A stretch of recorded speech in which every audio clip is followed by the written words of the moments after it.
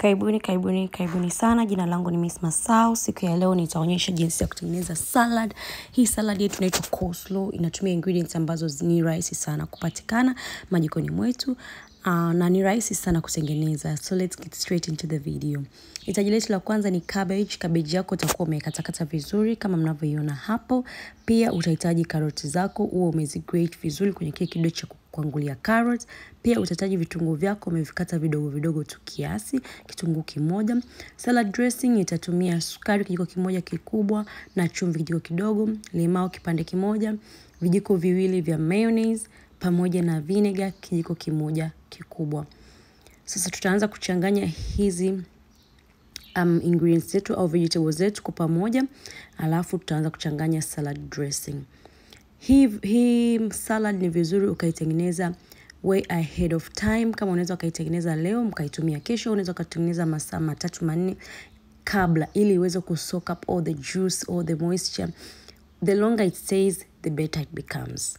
Kwa ndo hivyo tutachanganya hizi vegetables zako, kisha maliza sasa utaweza kuchanganya hii salad dressing yako.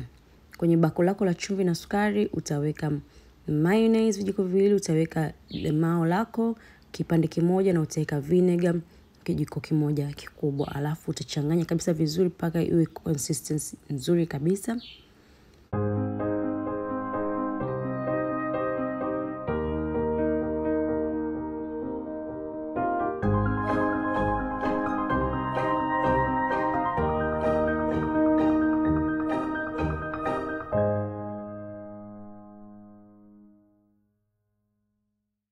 Ukishamaliza kuchanganya vizuri kabisa, utamiminia katika hizi vegetables zako. Pia kama unapenda black pepper unaweza ukatumia, au kama una zile chili flakes pia unaweza ukatumia kama unapenda.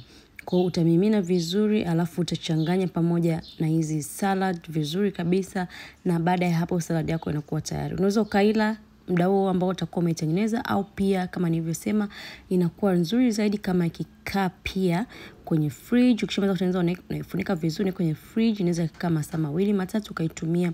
Hata kikaa overnight inazidi kuwa tamu zaidi. Hii salad unaweza ukailia na wali, chips unaweza ukailia na kuku, wewe tu mwenyewe unaweza ukaila yenyewe kama ilivyo. Asanteni sana kama umeklik kwenye video hii. Msisahau kusubscribe, msisahau kulike, kucomment na kushare. Pia msisahau kunifollow Instagram, natumia the same name Miss Masao. See you next time. Bye bye.